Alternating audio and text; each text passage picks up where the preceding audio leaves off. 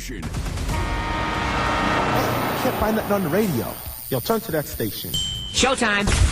Are you ready? I'm ready. Are you ready? Ready. This is the Bob and Jeff Show, starring Jeff Lutz. Honestly, I'm not saying you shouldn't be, but you sound like you know some kind of trick. You're funny. And Jason Duda. For today, anyway. Here it is. This is what I'm thinking right now. What are you people? On dope? 97.5 and 1240 KFH. Don't take drugs. Stand by for action. Good afternoon and welcome. It is Bob and Jeff on KFH. It is a Wednesday afternoon, overcast skies, some rain falling intermittently throughout the Wichita skies and the surrounding areas. And Bob is not here to share in the gloom and doom of a dark and dreary forecast. Jason Duda, however, freshly back from his stylist, who trimmed up the hair, got the goatee looking nice. He still covers it with a hat for whatever reason, doesn't want people to see his freshly cut hair, but he is sitting to my right, and he's ready for action. Yep. Is that right? Sure. You're so annoying sometimes. Why is that? What happened? Why'd you park so far away today? Well, I got in. I was a few steps away from the door, and here you come. I can barely see you approaching, and there's Jason Duda. I didn't. You know get why? It. You know exactly why. Because the parking lot was full, and there's a sign that says "Parking for visitors of Odyssey only." Right. And where did you park? In the parking lot, right in front of the sign that says "For visitors." Why are you? So you were right there by the door, and I was out in the back 40. So I had to walk. Yeah, you did. Quite a ways. I Got did your steps in today. I saw you even pull in and drive in. I thought, well, you can't park there. And he did. He did. Am I not a visitor? Explain to me how I'm not a visitor of Odyssey. I do the show from here maybe once every couple weeks, maybe once a week. You've been coming in. We've been doing the show together quite a bit lately. This is not a Friday, though, so this one's going to look a little different. Yeah, it's a little odd. I'm not sure if Mike Furchess is going to be able to join us. He fell ill this afternoon. That's too bad. He was going to join us in studio. He said he didn't want to get out, but, when someone's sick, I'm not going to, well, can we still call you? So, I don't know. I don't know if Mike's going to be There's on a lot the of show people tonight. sick right now. My son's been out of school for 2 days. I had to take him to the doctor this morning. Is something going around right now? Cough and headache, and the doctor there said that it's going around. It's really bad in younger kids, but she's seeing it all over the place. They did a COVID test on him, and influenza and strep, and he didn't have any of that. But she said he needs to get on whatever it was, antibiotics or whatever. So the kid's struggling a little bit. So he's at home probably laying down. I'd like to think that he's trying to get some rest, but since nobody's there, I can almost guarantee he's probably just on his computer playing a game. Yeah, why wouldn't he be? Even if you're Probably sick, you only get so many of those opportunities. Should probably at least do his homework. You think he's listening to the show right now? Absolutely not. Oh, my goodness. He's not a fan of yours? Guaranteed he is not. That's unfortunate. No, so yeah, I get it. I get it, Mike. If you're not feeling good, don't give it to everybody else. Yeah, don't do it. Go get some rest. Take it. Yeah, I've been watching, 2 or 3 shows. What are you watching? Well, we should probably wait for Pulp Culture. Yeah, we probably should wait. Just wait. I want to Top spit of the this hour. out. Pop culture. Pop culture talk. Yeah. Put the talk in there. Pop talk culture. You're pretty close. Say that 5 times Pop fast. culture talk. Pop culture talk. Pop culture talk. Pop culture talk. Pop culture talk. No, pop talk culture. Pop talk culture. Pop talk culture. Pop talk culture. Pop talk culture. Pop talk culture. See, Pop tart. What? No, I said pop talk. Pop talk. Yeah, pop talk culture is what you Pop wanted. tart culture. You said. No, I didn't. Yeah, I never said pop. The last 2 were Max, pop did I tart ever culture. say pop tart? Pop tart culture. He says no. He did not. Don't only put saw- words in Max's mouth. I only saw That's the top the of last his thing head. you want to deal with for 2 hours. Yeah, you're probably right about that. But I only saw the top of his head, and it looked like it was swaying in the wind. Well, of course, in a no gesture. The old silver fox. God, Yes. that's a gorgeous head of hair. It does sway in the wind when If we even don't- there's no wind. If we don't mention it every time we do the show from here, like I feel like I'm missing out on You something. know he loves it. Oh, yeah, he does. Look at him. Look at. How come you haven't gone more gray? You're a little older than I am, and I'm getting like white in my beard. Oh, I got and white in the stuff. beard. Look at the Not beard. much. No, well, of course not. Not a lot. When you don't have a team to cheer for in any sport, you don't grow Yeah, gray you don't- as quick. You don't lose any sleep. No, I forgot about that. Absolutely not. There's Max. no stress Max in your has a life. great head of hair, but he's had it since he was 12. I just got a cut. You know, I saw my cousin 2 years ago. I hadn't seen him in 25 years. He gets in the car and looks at me and goes, "What'd you do, see a ghost?" The silver fox, salt and pepper all over the place there. It's unfair. I guess that's something. So what else is going on? You want me to set up the show today? Yeah, what do we have going on today? It's interesting. Is it? It's an interesting show today. All right. At 2:25, we'll talk with Jamie Cruz. He's the head coach at the University of Andover High. The university? As Lou Holtz might say. Okay. The University of Andover football team. But he's the coach at Andover. They went from winless last year when he wasn't there, while he was winning 2 games at campus. He comes over to Andover, a team that had gone winless, and he's got them 4-4. And they have a pretty interesting game in the first round of the 5A playoffs. And we're going to go through that bracket at some point today, I think, because it is absolutely insane. Why? The 5A bracket. Because you have, like, these teams that played everybody that are like 2-6, and then these teams that played nobody that are 7-1, and all these Blue Valley and Overland Park teams, and then there's Blue Valley or Mill Valley, and then there's Aquinas. The east side of the bracket is absolutely ridiculous. And I just want to highlight that for a minute. All right. And then in 4A, you have Bishop Miege, who wins everything all the time. Yep. They're facing 7-1 Lewisburg. So here's Lewisburg that comes, I believe, 1 point away in their last game from being undefeated. I think they lost 14-13. Don't quote me on that. In their final game to go undefeated. And as a reward for that, they get to face Bishop Miege, which finished 1-7 because it played all those other 5A crazy schools in 6A. It's just insane. Just absolutely insane. So who are you taking in that game? Which game?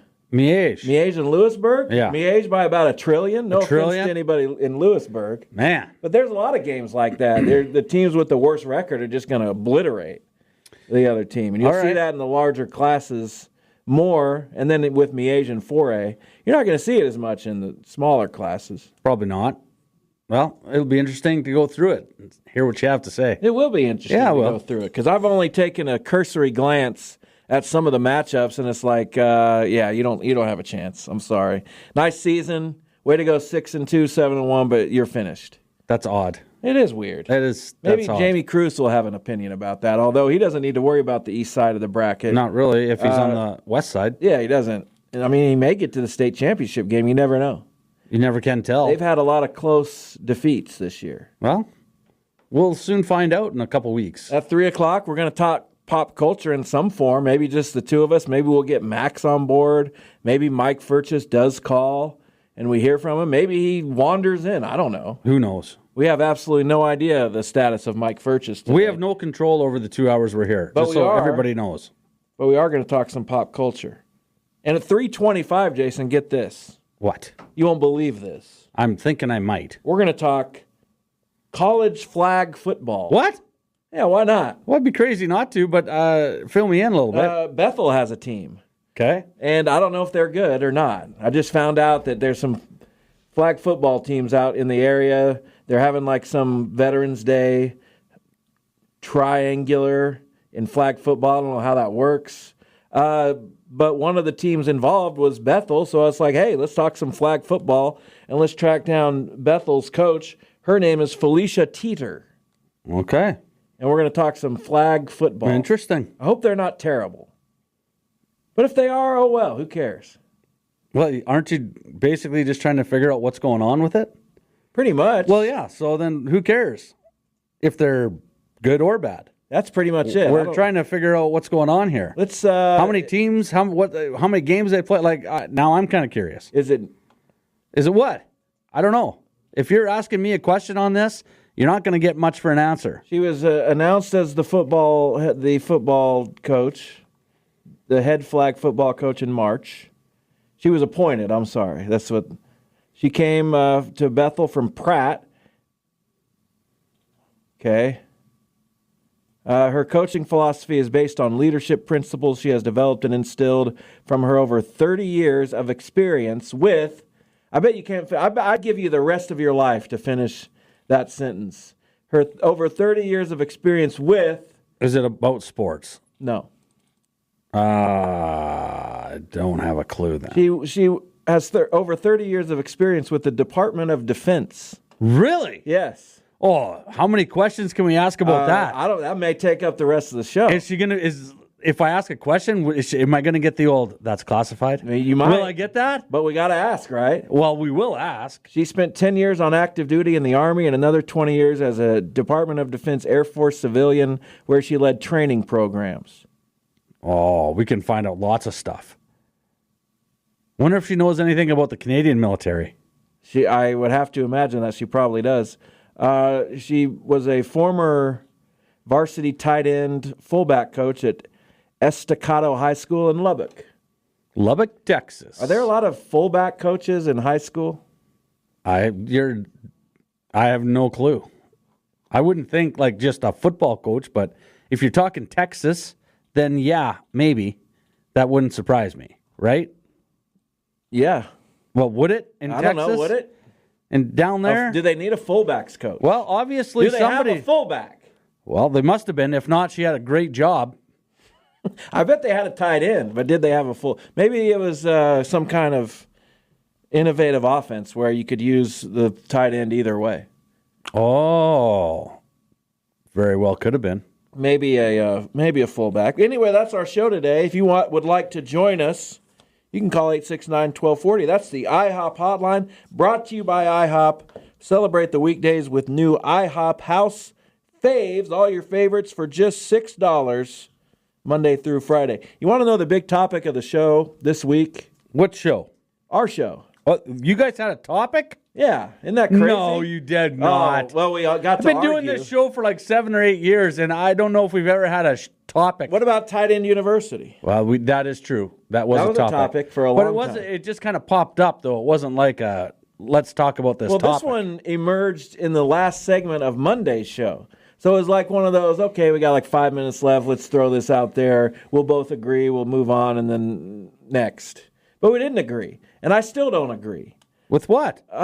Just give me your take. And we're going to argue about this. Well, what if we're on the same take? There's no chance, because Okay. I know you. All right. Give me your take on Anthony Richardson asking out of a football game due to fatigue. Literally ridiculous. Explain why, because I do not understand why people are making a big deal out of it. You ever seen a quarterback come off in 50-some-odd years of NFL? But I've seen offensive linemen come off. I've seen running backs come off. I've seen receivers come off. I've seen defensive backs come off. So ridiculous. Okay, go. Of course you've seen them come off. Right. That's What's the right. They difference? usually have a rotation. Or if a guy needs out, then they come out and they got a guy already ready. Do you think Joe Flacco was thinking to himself, oh, he just ran down the field, I better go get ready to run in there? No, he wasn't ready. Are you serious? But the guy was tired. Big deal. Then get in there and hand the ball off on the next play. I don't know. I don't know what. Throw a quick out. I don't know. Maybe do something. I don't know. He was just tired. Now, first time I'd ever heard, seen, even thought about that. Tell me why it matters. Because it's a quarterback. That's the guy running the show. But tell me why it matters.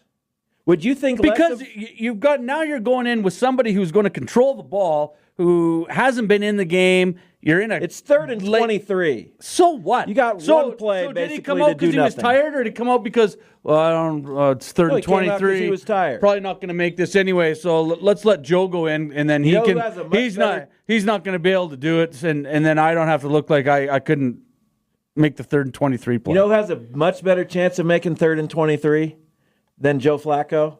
Anthony Richardson, who every completed pass is like 60 yards. Yeah, so he should have probably stayed in there.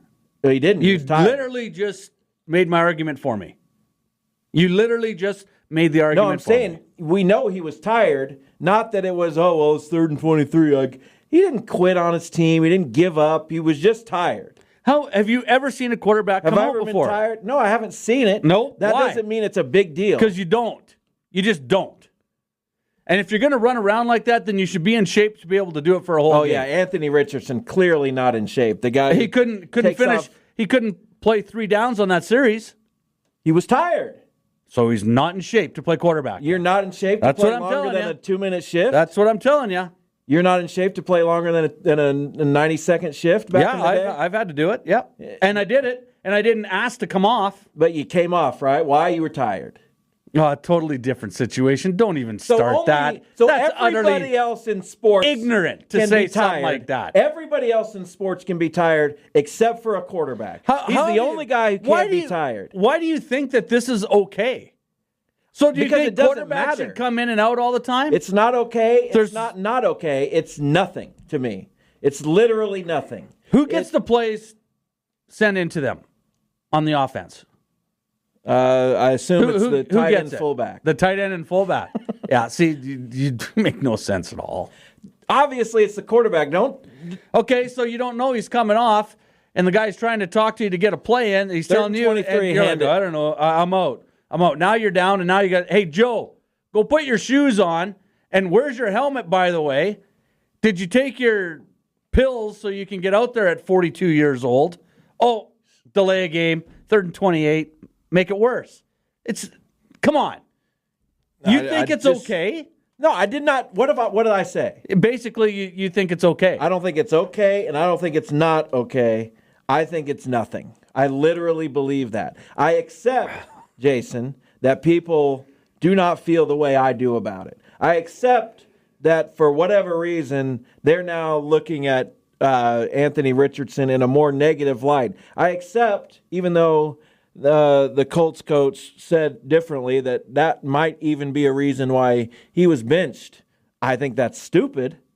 But I don't get it. I don't get it. That's just where I am. Max, where are you on this?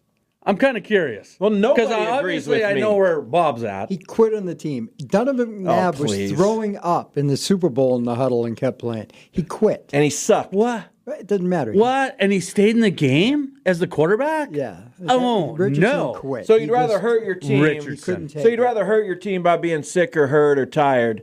You're not hurting your team. You're out there trying to fight for it. And the guys respect that around you, so they fight a little harder. That's the way it works. As far you as I need to play a remember- team game once in a while, man. I did play a team No, game. you told me you played basketball, which you said I just on the perimeter. They just give me the ball and I shoot. Is that baseball didn't sound not like a much team of a team sport? Baseball is a lot of one-on-one stuff. Pitcher, batter. You can be tired in baseball. You can be important in And baseball. have you ever seen anybody in baseball pull themselves out of the game just because they were tired? No, because you don't, really? there's not... Man, we're going through a lot of this sports things where nobody else pulls themselves Except off. everybody, except the lineman, except a guy in basketball who tugs on his jersey. What a loser that guy is, right? He's coming out because he's tired. I've never heard of anything like Haven't that. That's teams so in stupid. baseball fined and benched players in baseball that didn't run out a ground ball that just stood Yeah, there they were probably tired. Yeah. Now I get it. Well, yeah, because they were sitting on the bench for 10 minutes and had to run 90 Right, feet. you get a little more rest Holy in man. baseball than being a quarterback. Exactly. You get 40 seconds between every play. You get 40 seconds between every play in football. Okay, I'm gonna. Ask So you you're telling me no I'm gonna rest? ask you to go run 100 yards, and then I'll give you 40 seconds to be back to normal. In order to hand the ball off or throw a quick out? But Yeah, dude is not sure. a 23-year-old Exactly. guy, however old Richardson is. Then why does he get to talk about these guys? You asked me the question. Because he Why do you get And to criticize? I've actually played a little bit. quit on the team. No, He quit. he didn't. Then why isn't he playing this week? Because he has a bad coach who should be fired. He has a Man, just loser looking- coach. you're is just what he looking for has. excuses He has now. a loser coach. Oh, well, you get the best chance of winning. When a coach says that, this guy gives us the best chance to win. That's because he's you probably know tired. He has no clue. He's probably tired of his antics. No, Maybe he has- there's he has no clue. Here's the other side of it. You don't know what's going on behind closed doors. We don't know what's going on. 80%, 90% of what's actually happening on a team, we as fans and people watching don't know. You don't know. Here's what I do know. Oh, When this should be good. When a coach says, and watch for this every time. Okay. When a coach says, so-and-so, quarterback, gives us the best chance to win, you know what that means? he's lost his team. They say that all the time. And I know. And it's always when there's a controversy and he's been kind of on the hot seat and maybe guys aren't believing in him as much. No. You know he's lost the team. And Shane Steichen has lost the team. Not necessarily. And he should be fired. Do you think Anthony Richardson or Joe Flacco gives that team a better chance to win? Anthony Richardson. You are so wrong. You are so wrong. Bigger weapon. Bigger weapon? Yeah, he can run. He throws way downfield. Jonathan Taylor isn't as effective when he's in the game because he runs. Overall, not as effective as when Joe's in. How are the receivers? How's your passing yards when Joe's in compared to Richardson? Josh Downs was great last week. Again, you're going to one game. You're talking about one game. And did they win? They lost by 3 to the second or third best team in the conference. Second or third best team in the conference. Yeah. Let's take a break.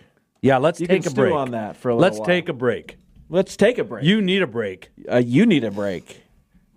Well, we got a football coach coming on. Let's ask the question. We asked a football guy yesterday. We asked Jesse Newell. We have not asked a coach, but I'll let you deal with that one. I'll let you handle that question. Fair enough. So I'm going to ask about that and military stuff. I love it. Well, that's the other guest. Oh, who we got right now? The Andover coach. Well, I can ask both. He wasn't in the military, I don't think. No, I know, but I can ask the military coach and I can ask the Andover coach. I can ask them both this question. Okay, fair enough. Yeah. Stay with us. Jamie Cruz, the Andover football coach, coming up next. Max Power, our producer engineer, takes us to break. Bob out. Jason Duda in. It's Bob and Jeff on KFH.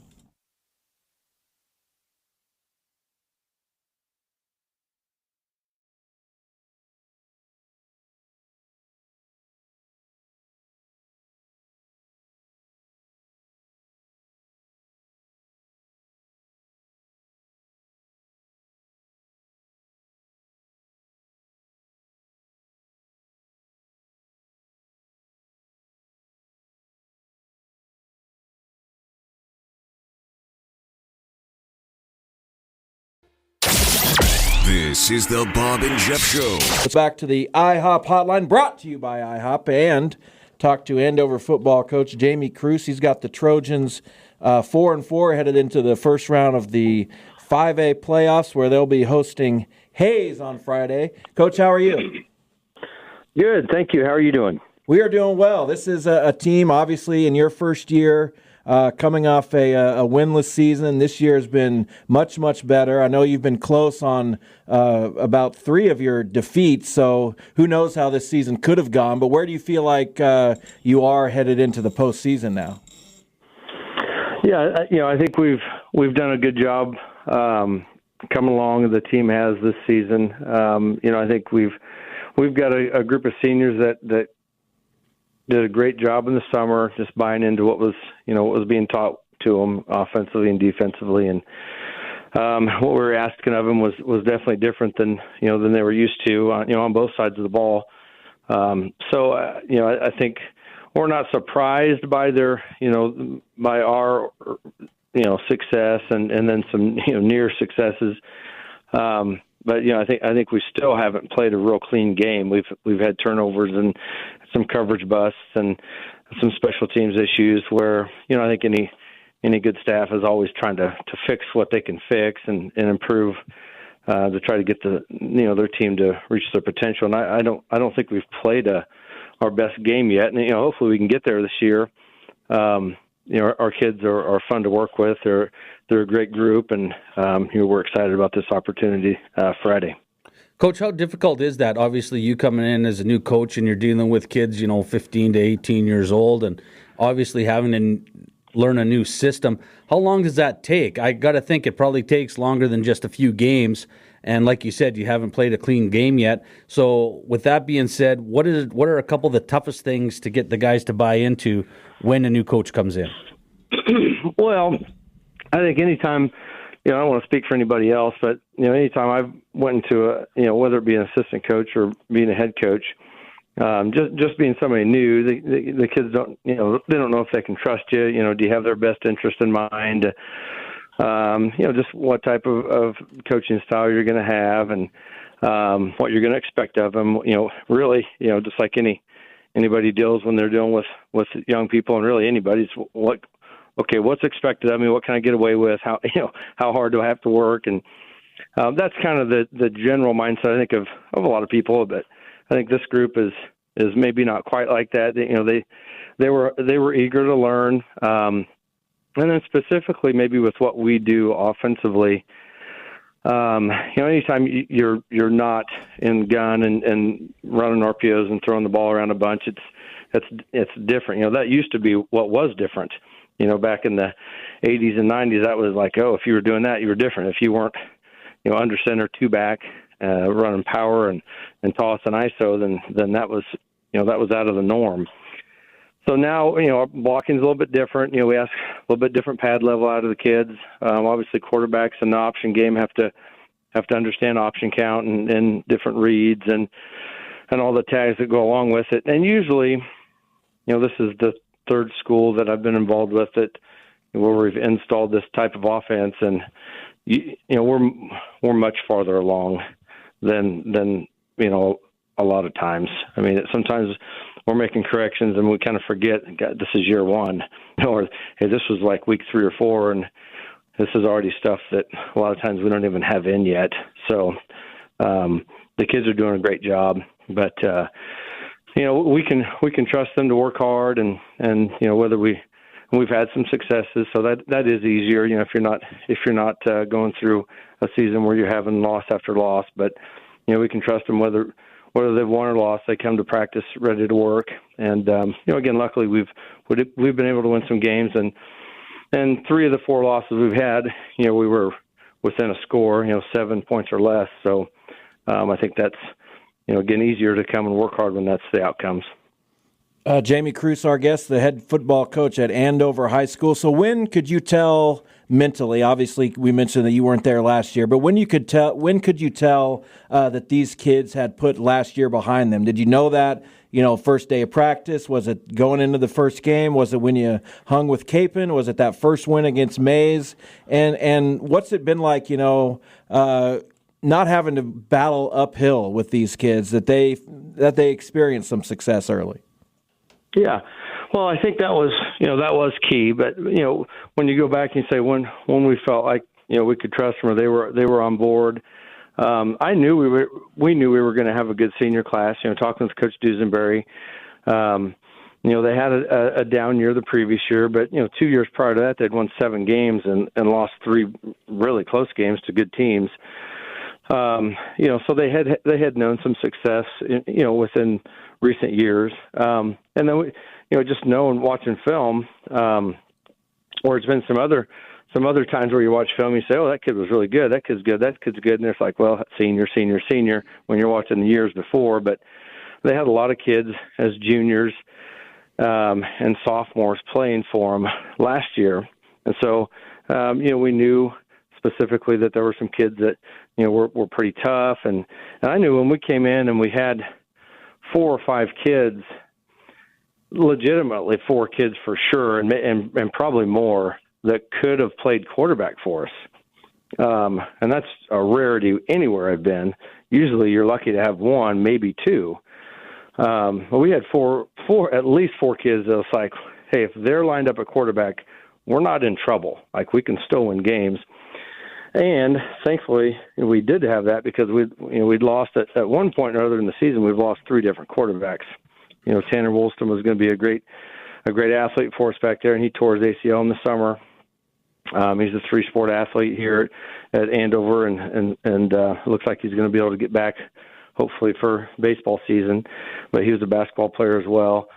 And then just to the quarterback spot, and then we had Will Quinn broke a bone in his hand, and we had Ryan Hatfield have a neck injury where he ended up sitting out the rest of the year. Will's been able to come back. So we had Quincy Jonas, who's now our quarterback. In the summertime, he was in the mix of battling for that, number 1 spot. But really, we thought he was going to play slot or maybe receiver and be a starter on defense. So I just knew when I talked to coaching buddies, I'm like, gosh, it's no joke. We really have 4 kids that they could all play quarterback, and as it worked out through the season, that was really a need for us. to have multiple guys to be able to do that. But again, it just goes back to their ability to learn and ability to work hard, and that's paid off. Well, you talked about some of your seniors, your quarterback spot. Well, how about some of the other kids that have really stood out for you this year, offensively and defensively? Yeah, I really could list everybody. I mean, our offensive line, if you look at them, we're not a real big group, but they play with good pad level. I think Tate Hutchinson gets, and rightly so, gets noticed because he's a multi-sport kid. He's a good wrestler. And he plays right tackle for us. Awesome leader. He's a kid where he's asking questions. Very seldom do I have linemen that will text me, plays, or he'll text me a video of a play and just ask me a quick question over the weekend. And sometimes you'll get that from quarterbacks or maybe receivers, but I haven't had a lot of offensive linemen text me, ask if hey, is this the same scheme we're running? Maybe a video from another college, from a college or something, or a video from our game on Friday, and asking, what if the guy does this? What's the, because we'll have different tags for the O line. But so he's a kid that is very cerebral but also a very good competitor and a tough kid. So I think he's done a great job for us. But really, all of our offensive linemen, have done well. And then when you talk about defensively, some of those guys play, Tate's a starter on the D-line as well. Tristan Winfield's another kid that we lost. He was arguably our best defensive lineman. Him and Tate were both really good, and Tristan got a lot of quarterback pressures, and he tore his ACL a few weeks back. So that was another pretty good loss for us. But again, defensively, they've had other guys step up and play well. Again, Tate plays along that defensive line. Another guy, Luke Farley, he plays outside linebacker. He's had a really good year. He's played both sides of the ball, more on defense, but he's a good outside linebacker for us. But again, all those guys have done good. We played really good team defense, which has allowed us to get off the field at times. And again, the type of offense we play, typically you have, you're controlling the clock and you're winning the time of possession, which helps rest some of those defensive guys. Jamie Cruz, our guest, he's the football coach at Andover. They've got Hayes this week in the first round of the 5A playoffs. So I'm interested, obviously, in your background as a former college coach here in the state, and you've been a high school coach in the state now for about 11, 12 seasons. So what has gone into some of the moves that you've made? How do you kind of come to those decisions? And what was appealing about Andover for you? Yeah, I think whenever you think about making a move, and you obviously think about what's best for your family, and then hey, is this going to be a good move long term? And sometimes situations change, and maybe things weren't. The grass isn't always green on the other side. But I think when we left the college setting, I started, having a family and more, more kids come along. And so we thought, well, I want to be around a little bit more. And certainly now it would be tough with the college recruiting landscape. But we just felt when the kids were young, I wanted to have a little more set schedule where I wouldn't be on the road recruiting as much. And then, there were some opportunities that came open and had the opportunity to go to Pratt. And that was a really nice setup. A great community, really good support, good community support. They'd had some success. They had a really good couple classes coming up. And so, that worked out well. And then, so whenever you look at making a move, whether it was, when I change college jobs or change high school jobs, you try to do what's best for, long term with your family. And coming to Andover, I think, one, I knew they would have a group of kids that could learn what we're doing, and be a group that could handle the different things we're doing offensively. But more importantly, I think when I met with the administration, I heard a lot of good things about the admin, building admin, and the district admin. Obviously, Andover Central's had a lot of success recently. So just talking to some people there and and what they felt could happen here over at Andover. And again, knew about the senior class that was going to be good.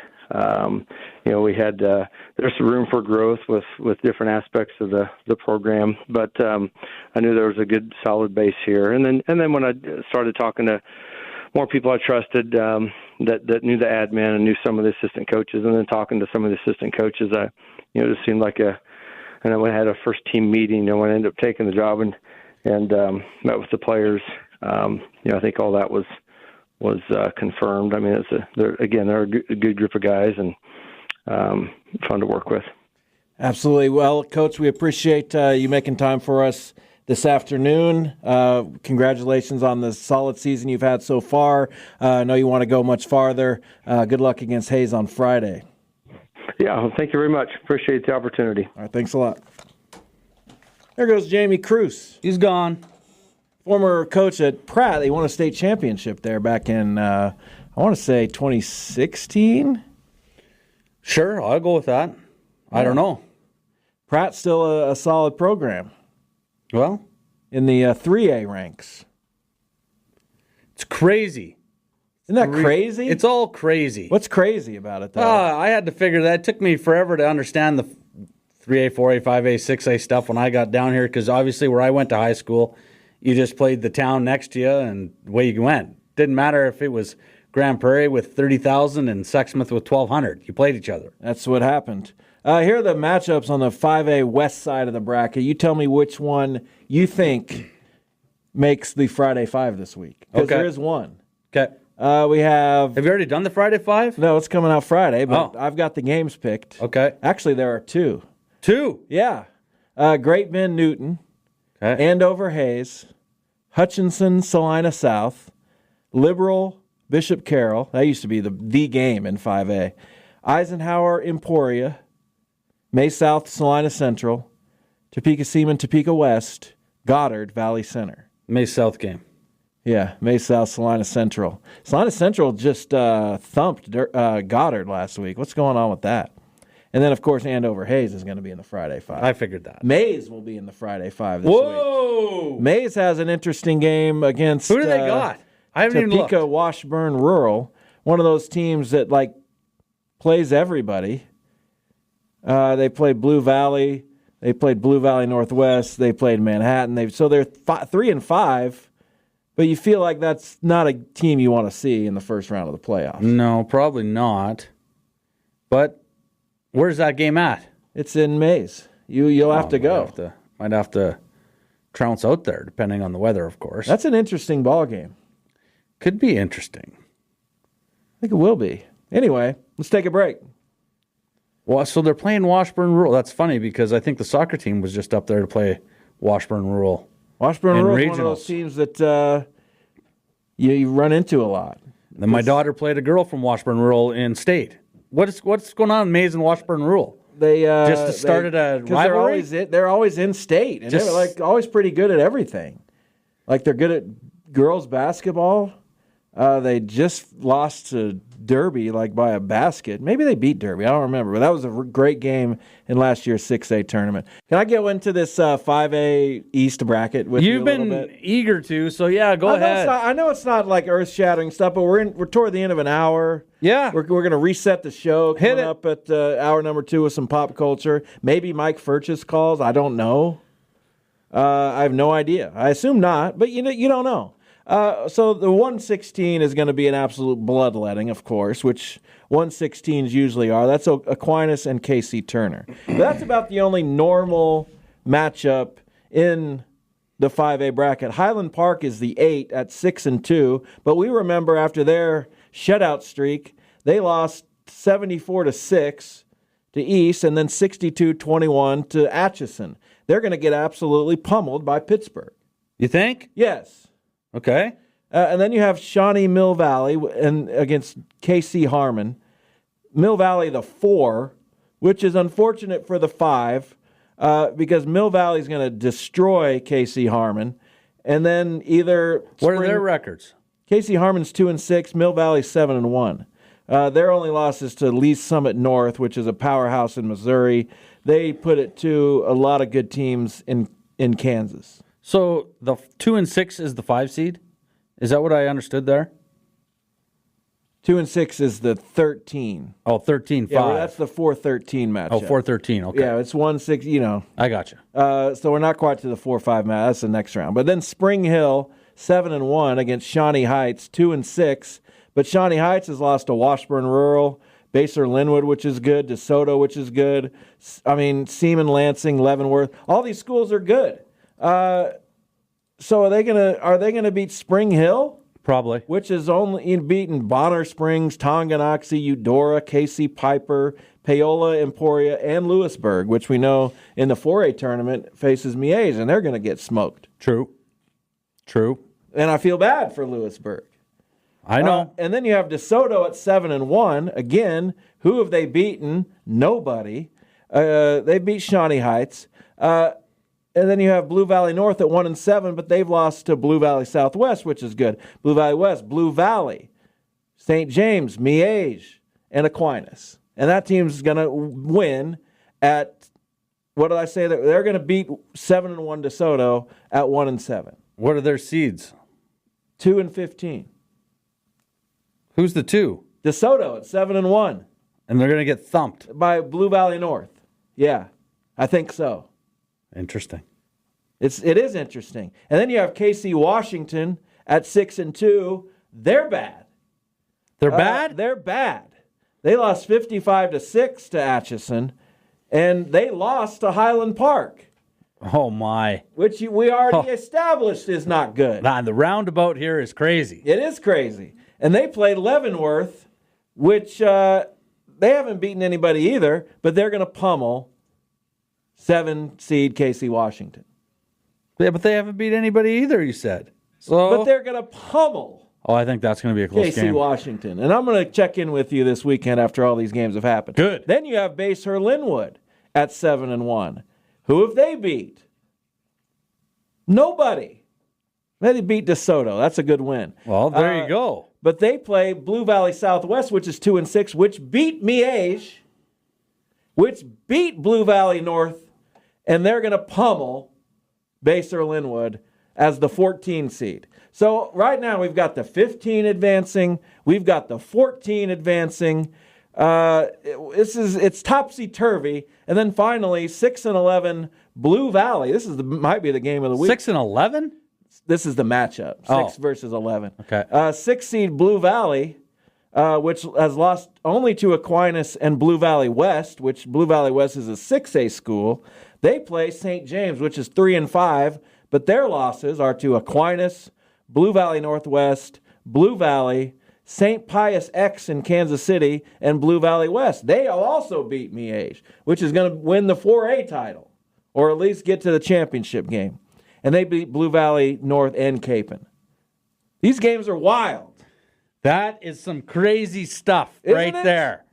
Doesn't that kind of interest you? Well, yeah, because you're kind of feel bad for the teams that had a good season, and they're just because they're playing who they normally can play, and then you're going to go in and get pumped. You've got this section of 5A, which is like away from the northeast part of the state, and they don't play anybody.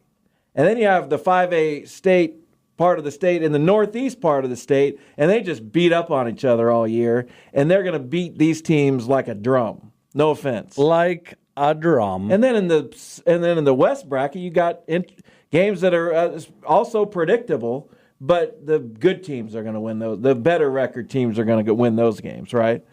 You're not going to see Topeka West rise up and beat Topeka Seaman. It's not going to happen. Emporia is not going to beat Goddard Eisenhower. Salina South will not beat Hutchinson. Newton will not beat Great Bend. There you have it. So there you have it. That's the 5A bracket. Crazy. It's wild. It's just crazy. I can't wait to see what happens. This football stuff's nuts. But I'm going to tell you what happens. Oh, whoa. Aquinas and Mill Valley are going to play in the semis. And they're in the east, the east semis. I think it's tough. I don't know who's going to win that game. But the winner of that game is going to go to the championship. And they'll play the Andover Central's 4A. They will play, I have no idea who. Great Bend, I guess. and then Great Bend is going to get smashed. We should have, you know what we should have maybe did for this? What? Is we should have maybe used the Sim Sim Gin Gin for because some scores? the Sim Gin struggled when it came out of retirement last week. It did? I thought it got them all right. It didn't. I know. I forgot to check. but I know it had taken the Yankees to win Game 1, which didn't happen. Then it took the Yankees to win the series in 6, which can't happen. I thought I thought it said Dodgers. Took in Nashville to win that night. They lost. 6. No, Nashville won, And right? then we didn't know. And then the Oilers as well, and they lost.